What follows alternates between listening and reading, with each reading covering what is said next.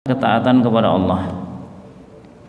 Jadi kenikmatan yang diberikan oleh Allah kita manfaatkan untuk melakukan ketaatan. Penglihatan, pendengaran, tangan, kaki, dan seluruh jiwa dan raga kita manfaatkan untuk apa? Untuk taat kepada Allah. Nah, disitulah kemudian tercipta atau terwujud aplikasi syukur. Tapi kalau kemudian apa yang dinikmatkan kepada kita oleh Allah kita manfaatkan untuk bermaksiat kepada Allah, maka apa? Berarti kita mengkufuri nikmat Allah. Kita mengkufuri nikmat Allah. Jamaah sekalian rahimani wa rahimakumullah. Pada kesempatan kali ini ada setengah dari sikap utama seorang yang beriman, yaitu sabar, yang insya Allah akan kita coba kaji bersama. Terkhusus adalah pada poin fadhailus sabri, yaitu keutamaan sabar. Sehingga ketika kita mengetahui keutamaan sabar, maka kita akan termotivasi untuk bisa berupaya kita bersabar. Dan kita sudah mengetahui bahwa sabar itu adalah aktif. Sabar itu aktif. Aktif untuk apa? Untuk taat kepada Allah. Sebagaimana disebutkan oleh para ulama bahwa di antara aspek sabar itu adalah as-sabru ala ta'atillah. Sabar di atas ketaatan kepada Allah. Ya, kita sholat, kita duduk untuk mengaji, kita berpuasa, kita berbakti kepada orang tua, kita membantu fakir miskin, dan seluruh kebaikan-kebaikan yang ada. Ketika kita berusaha untuk melakukan itu, maka sejatinya kita sedang mempraktekkan sabar. Sedang mempraktekkan sabar. Oleh karena itu, duduknya kita sekarang ini sabar tidak, Pak? Sabar. Ya, sabar sekali. Bapak duduk diam anteng, masya Allah. Ya, itu memerlukan kesabaran. Ya. Kemudian juga sabar untuk kita menjauhkan diri dari segala bentuk maksiat. Bagaimana penglihatan kita tundukkan ketika di depan kita ada maksiat, ada apa? Pandangan yang diharamkan, pandangan yang haram untuk kita lihat. Maka kita ghadul basar, ya. Ghadul basar itu tidak mesti kita tundukkan, tapi kita palingkan, kita jaga pandangan kita. Kita jaga pandangan kita dari hal-hal yang diharamkan tadi. Maka itu masuk dalam kategori iffah. Bagaimana kita menjaga kehormatan kita, menjaga harga diri kita. Itu kaffun nafsi. Jadi menahan diri kita dari setiap apa? An syahwati al-ain wal farji, dari syahwat, ya, baik yang kemudian diawali oleh penglihatan mata kita dan juga syahwat kemaluan. Maka itu iffah. Bagaimana kita bersabar untuk menahan diri dari segala bentuk maksiat. Karena pandangan ini sangat dahsyat untuk mempengaruhi jiwa kita. Bahkan jiwa kita bisa melayang bisa lupa terhadap Allah ketika berhadapan dengan maksiat. Apalagi hal itu kemudian didorong oleh potensi buruk dalam diri kita yang lebih dominan, yaitu dari qarin jin kita. Was-wasnya lebih dahsyat dibandingkan qarin malaikah. Maka sinergi antara energi negatif yang satu dengan yang lain, hawa nafsu kita mendorong untuk berbuat maksiat, lebih-lebih kemudian dipompa lagi oleh qarin dari jin yang ada pada diri setiap kita. Maka di sini perlu adanya kita terus belajar menghindarkan diri dari segala bentuk maksiat kepada Allah. Dan ketika kita berusaha itu, maka kita sebetulnya sedang bersabar, terus berlatih sabar. Kemudian yang ketiga adalah bagaimana kita senantiasa menancapkan dalam hati kita itu adanya sikap ridha terhadap takdir Allah. Apapun takdir Allah yang telah ditetapkan kepada kita, maka kita berusaha untuk menghadirkan sikap ridha. Kita menerima dengan sepenuh hati. Kita menerima dengan penuh kerelaan, dan kita iringkan sikap penerimaan itu dengan adanya sikap husnudzon, dengan perasaan husnudzon. Kita senantiasa berbaik sangka kepada Allah. Maka itulah yang kemudian disebutkan oleh Rasulullah SAW bahwa setiap urusan orang yang beriman itu akan bernilai menakjubkan. Ajaban li amril mu'min inna amrahu kullahu lahu khair wa laysa dzalika li ahadin illa lil mu'min.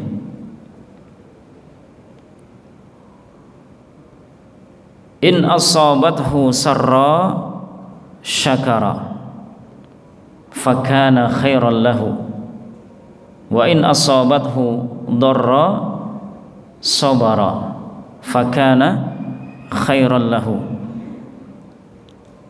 Sungguh menakjubkan perkara orang yang beriman. Inna amrahu kullahu lahu khair.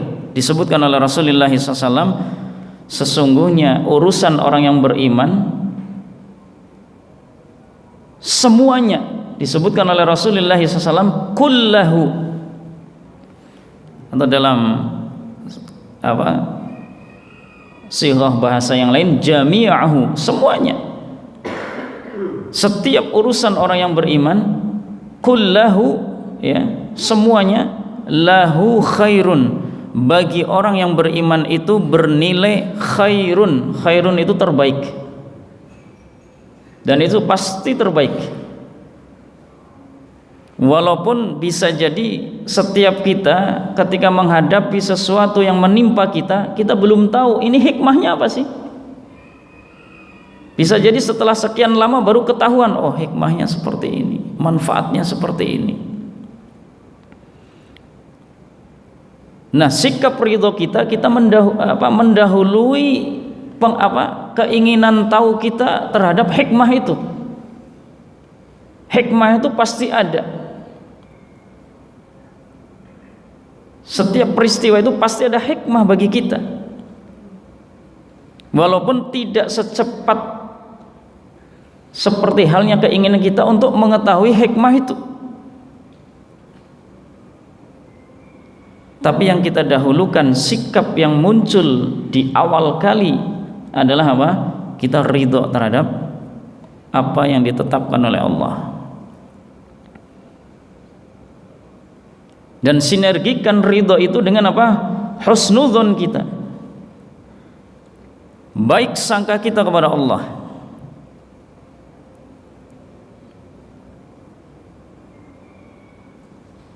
Dan kita terus tancapkan bahwa apa? Apa yang diberikan atau ditetapkan oleh Allah itulah yang khairun, terbaik. Nah, inilah yang kemudian disebutkan oleh Rasulullah, menakjubkan ini. Urusan orang yang beriman ini menakjubkan sekali. Karena semuanya bernilai kebaikan. Bukan sekedar kebaikan, terbaik, khairun. Dan beliau tegaskan lagi, walaisa dzalika li ahadin illa lil mu'min. Tidaklah hal itu akan diperoleh oleh seseorang kecuali dia itu beriman. Kecuali orang itu beriman. Jadi sesuatu yang terbaik, nilai yang terbaik itu tidak akan kemudian diraih kecuali kita apa? Kita memiliki iman. Nah, ketika memiliki memiliki iman itu, maka akan memunculkan sikap yang kemudian disebutkan oleh Rasulullah sallallahu alaihi wasallam, in asabathu sarra syakara. Ketika ditimpa sesuatu yang membuat bahagia hati, maka apa? Bersyukur. Tadi sudah disebutkan bagaimana konsep syukur. Bersyukur, sebagaimana disebutkan juga oleh para ulama bahwa syukur itu adalah ta'atul mun'im. Bagaimana kita senantiasa mewujudkan ketaatan kepada al-mun'im, yaitu zat yang maha memberikan nikmat. Ta'atul mun'im. Kemudian dinyatakan oleh Rasulullah sallallahu alaihi wasallam, fakana khairal lahu. Maka ketika orang yang beriman mendapatkan kebahagiaan dan dimunculkan sikap syukur pada saat itu, maka apa? Maka hal itu adalah bernilai terbaik bagi orang tersebut. Fakana khairan lahu. Wa in asabathu dharra sabara. Dan sebaliknya, ketika ditimpa musibah yang membuat hati sedih, ya, susah, sengsara, ya, dunia terasa sempit, ya, pada saat itu maka apa? Sabara. Maka orang tersebut memunculkan sikap yaitu sabar. Apa endingnya? Fakana khairal lahu. Maka hal itu bernilai terbaik bagi orang tersebut. Maka kesimpulan apa yang disebutkan oleh Rasulullah SAW di permulaan beliau menyebutkan hadis tadi, bahwa setiap urusan orang yang beriman itu bernilai terbaik, ya, itu akan terwujud ketika apa? Ketika orang yang beriman mendapatkan nikmat yang membahagiakan, bersyukur. Ketika mendapatkan sesuatu musibah yang membuat hati sedih, maka apa? Bersabar. Nah, jamaah sekalian rahimani wa rahimakumullah, maka 3 aspek kesabaran yang secara singkat tadi saya sebutkan, yaitu sabar kita untuk terus taat, sabar kita untuk meninggalkan maksiat, sabar kita untuk senantiasa apa? Ridho terhadap ketetapan Allah Subhanahu wa taala. Maka ketika 3 aspek itu kita berusaha untuk mengaplikasikan, mewujudkan, membuktikan dalam kehidupan sehari-hari, insya Allah nanti akan mendapatkan keutamaan-keutamaan dari kesabaran yang sudah kita upayakan tersebut. Apa saja diantaranya? Beberapa poin, kalau tidak salah pernah saya sampaikan di khutbah Jumat di sini. Ketika khutbah Jumat saya sampaikan beberapa poin terkait keutamaan sabar. Di antaranya adalah orang yang bersabar itu akan mendapatkan cinta Allah. orang yang bersabar akan mendapatkan cinta Allah. Dalam potongan firman Allah Subhanahu wa taala surah Ali Imran ayat 146, Allah Subhanahu wa taala menyebutkan wallahu yuhibbus sabirin. Wallahu yuhibbus sabirin. Inilah yang menjadi istidlalnya, yang menjadi dalilnya bahwa apa? Orang yang senantiasa memiliki sifat sabar, maka orang tersebut akan meraih cinta Allah. Orang yang senantiasa berupaya untuk memunculkan sifat sabar dalam kehidupan sehari-hari, maka apa? Maka orang tersebut akan meraih cinta Allah. Apa manfaat ketika Allah sudah cinta kepada kita? Ketika Allah sudah cinta kepada kita, karena kita mempraktekkan kesabaran, kita terus menjaga sholat kita ridho terhadap apa yang telah ditetapkan oleh Allah selama hampir 2 tahun ini, apa? Iya, kita banyak keterbatasan, terbatas untuk aktivitas, terbatas untuk bertemu, terbatas untuk bekerja, ya, dan serba terbatas.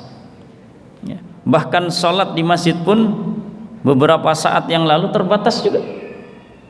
Nah, ketika kemudian kita ridho terhadap itu dan kita yakin bahwa ini insya Allah terbaik, ini pasti yang terbaik, ya, pasti yang terbaik, dan banyak hikmah yang kemudian nanti akan Allah tampakkan kepada kita insya Allah. Maka apa?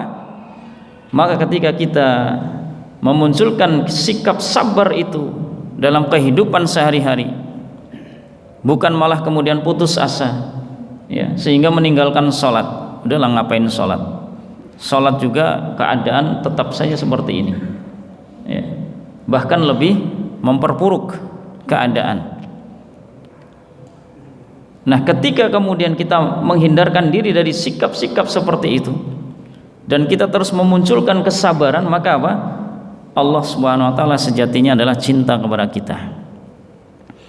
Dan ketika Allah sudah cinta kepada kita, maka apa? Rasulullah sallallahu alaihi wasallam menyebutkan, ya, idza ahbabtuhu, dalam hadis qudsi, ya, Allah Subhanahu wa taala menyebutkan dalam hadis yang disebutkan oleh Rasulullah sallallahu alaihi wasallam, idza ahbabtuhu kuntu sam'ahu alladhi yubsiru bihi wa basarahu alladhi yubsiru bihi.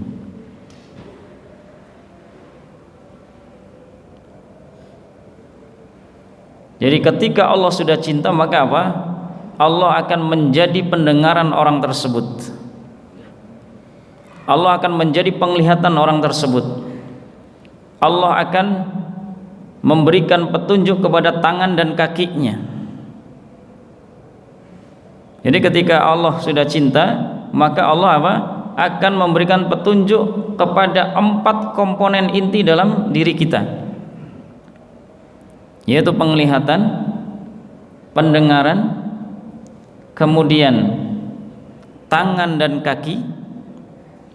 Karena 4 komponen ini sangat potensi untuk melakukan ketaatan, dan sebaliknya juga sangat berpotensi untuk melakukan kemaksiatan.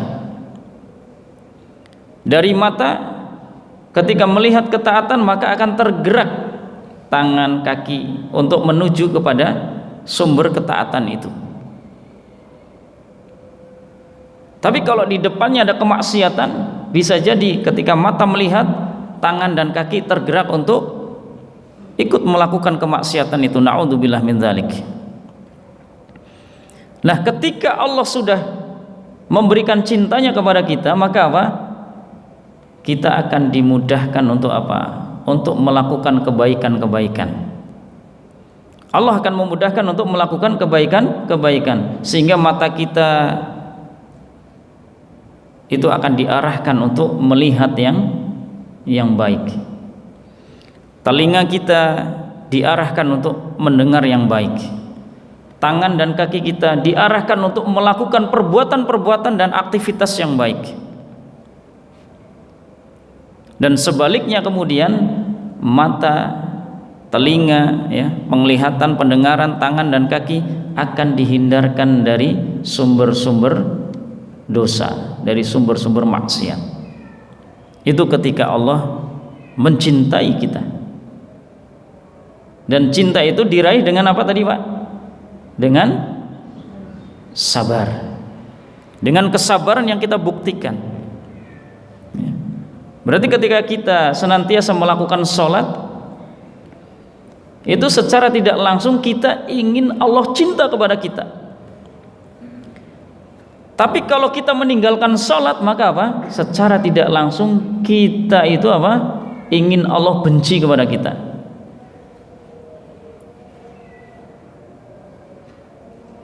Karena di antara siksa yang sangat dahsyat adalah orang yang meninggalkan sholat.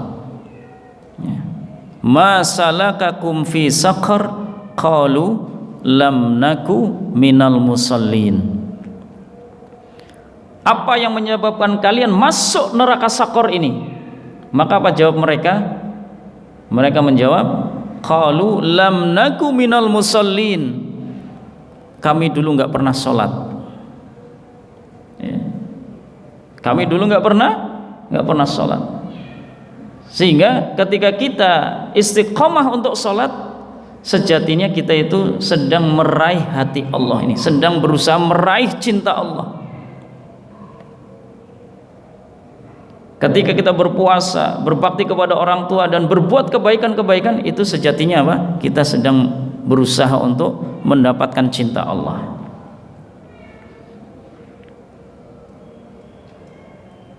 Ketika kita bertauhid kepada Allah, sejatinya kita apa? Sedang berusaha mendapatkan cinta Allah. Tapi sebaliknya ketika kita syirik, kita sedang mengundang murka Allah. Mengundang murka Allah.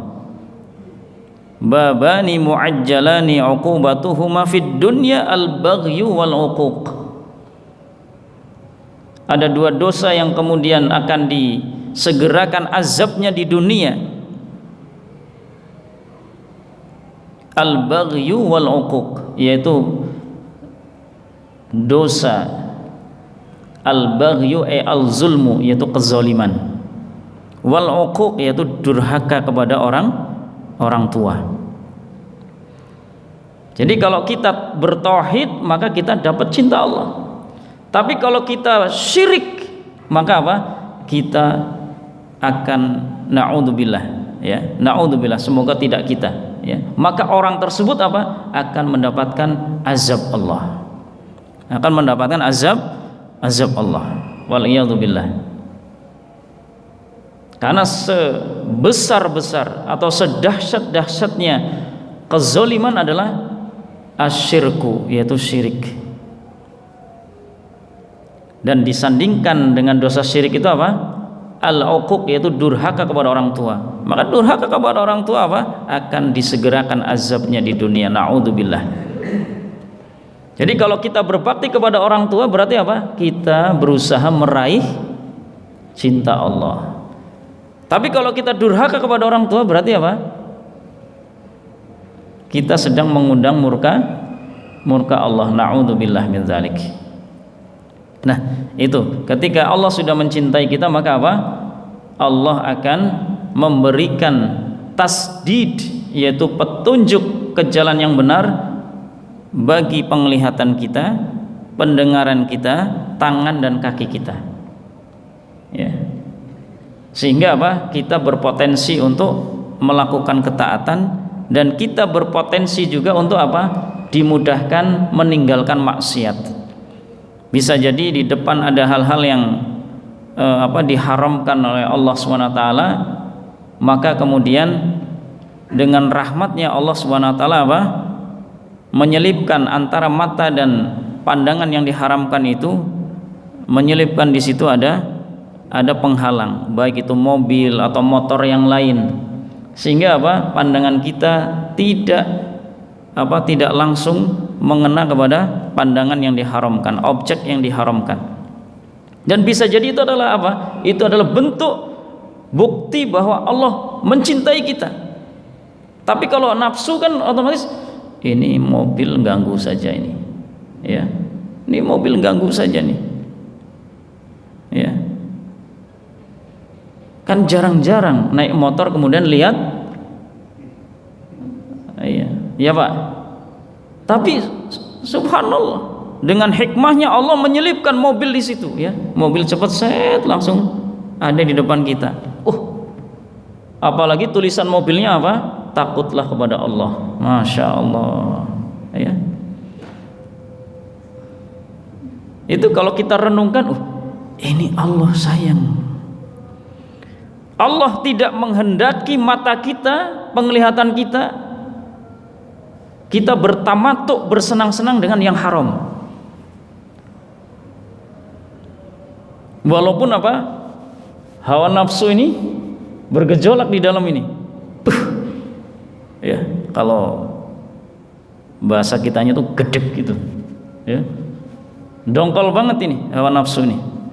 Ya. Nah, itu. Jadi Allah bagaimana melindungi pandangan kita. Demikian pula ini telinga, ya. Bagaimana kemudian Allah lindungi dari pendengaran atau sumber suara yang diharamkan, baik itu ghibah ataupun perkara-perkara yang memang tidak diperbolehkan dalam syariat. Ya. Kemudian jemaah sekalian rahimani wa rahimakumullah, ketika Allah sudah cinta maka apa? Wala in sa'alani la u'tiyannahu, yaitu Allah akan mengabulkan doa. Jadi benar-benar ketika hamba itu berdoa kepadaku, meminta kepadaku, la u'tiyannahu, pasti benar-benar akan aku kasih. Tentunya kita juga harus memahami, ya, konsep dikabulkannya doa. Jadi dikabulkannya doa itu ada 3 macam. Ya, ada tiga macam. Bisa dikabulkan sesuai permintaan, bisa dikabulkan dengan wujud apa? Kita dipalingkan dari keburukan yang senilai dengan apa yang kita minta kepada Allah. Dan bisa jadi kemudian doa itu dikabulkan tapi nanti diberikannya di akhirat sebagai tabungan.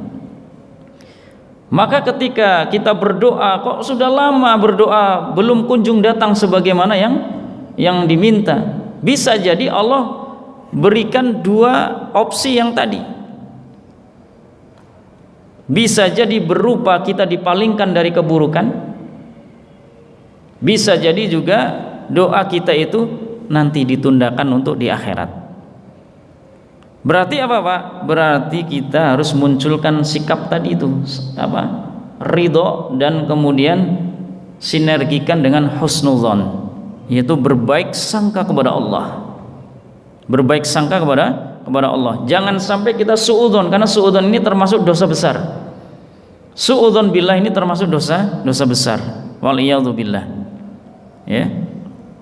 Nah, jemaah sekalian rahimani wa rahimakumullah, ketika Allah sudah cinta, maka apa doa yang kita panjatkan, selagi doa itu bukan doa kezaliman, ya. Bukan doa kezaliman, ya. Doa kezaliman contohnya apa? Ya, kita mendoakan orang tua cepat mati, cepat meninggal, ya. Ya Allah, saya sudah kepengen warisan, ya Allah. Itu bapak emak sudah sakit-sakitan, percepat ya Allah. Ini kezaliman, dosa, ya. Kemudian doa agar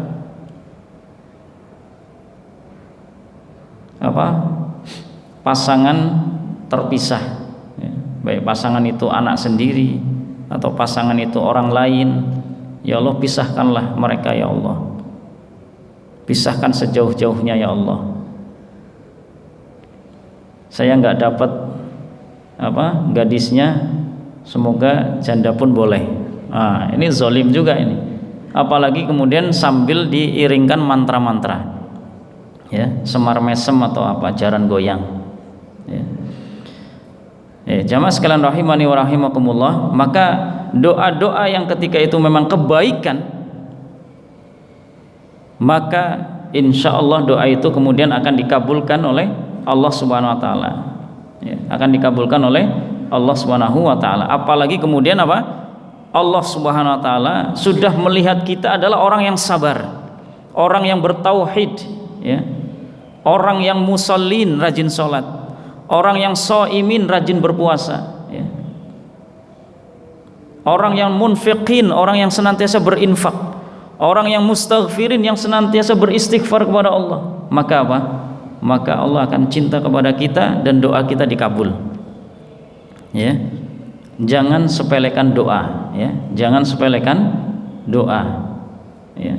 Banyak hal yang bisa jadi tidak atau susah dirubah dengan perbuatan kita, tapi kemudian bisa dirubah dengan izin Allah ketika kita berdoa langsung kepada Allah, zat yang memiliki semuanya. Anak kita setiap hari kita nasihatin nggak berubah-berubah, ya. Kalau orang Jawa bilang lambe ini sudah lambe meniran. Apa lambe meniran? Meniran itu apa? Padi yang kecil-kecil itu meniran. Tadinya padi kan gede, ya Pak.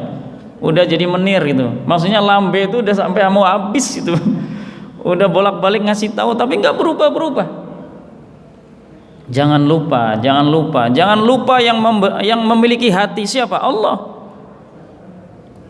Zat yang memiliki hati setiap manusia itu Allah. Jangan lupakan itu. Jangan kita kemudian optimis dengan upaya kita secara real, ya, dengan memberikan nasihat-nasihat, tapi seiring nasihat itu kita iringkan doa. Kita doakan kepada Allah, semoga Allah memberikan hidayah kepada anak kita, kepada saudara kita. Pak Ustadz itu udah bolak-balik saya nasihatin tapi tetap dablek gitu, ya. Ya kita doakan. Bisa jadi dengan doa yang tulus bi dhahril ghaib, yang tidak nampak oleh orang yang kita doakan, masya Allah itu mustajab. Apalagi di keheningan malam, diiringi dengan tetesan air mata yang ikhlas, lantunan doa yang tulus, hati yang bersih tanpa ada tujuan-tujuan duniawi yang lain. Maka apa? Bisa jadi kemudian Allah buka hati orang yang kita doakan tadi, mendapatkan hidayah dari Allah Subhanahu wa taala. Dan itu pahalanya besar. Melebihi apa? Baiknya itu melebihi dunia dan isinya. Baik, jamaah sekalian rahimani wa rahimakumullah, wala in sa'alani la u'tiyanahu. Ketika orang tersebut berdoa kepada Allah, maka orang yang dicintai itu akan dikabulkan doanya, ya. Kemudian yang ketiga, ketika Allah sudah cinta, maka apa? Wala in ista'adzani la u'idzannahu. Ketika hamba itu minta perlindungan, maka pasti aku akan memberikan perlindungan kepada hamba itu. Bagaimana kisah Nabi Nuh, bagaimana kisah Nabiullah Ibrahim, bagaimana kisah Nabiullah Muhammad sallallahu alaihi wasallam, dan kisah-kisah yang lain. Kisah pemuda Ashabul Ukhdud. Nabiullah Ibrahim ketika dibakar, apa doa yang terlantun dari lisan mulia beliau? Beliau berdoa, di antaranya adalah beliau mengucapkan hasbiyallah wa ni'mal wakil. Cukuplah bagiku Allah, cukuplah Allah saja bagiku, wa ni'mal wakil, dan sebaik-baik pelindung, sebaik-baik penolong. Maka Nabiullah Ibrahim alaihissalam ketika senangnya, ketika dalam kondisi bahagia, senantiasa ingat Allah. Maka ketika Nabiullah Ibrahim mengalami situasi yang susah, yang genting, bahkan di tengah-tengah api yang begitu besar, karena memang sengaja dibikin di tengah-tengah lapangan, dikumpulkan masing-masing masyarakat itu mengumpulkan kayu bakar sehingga besar sekali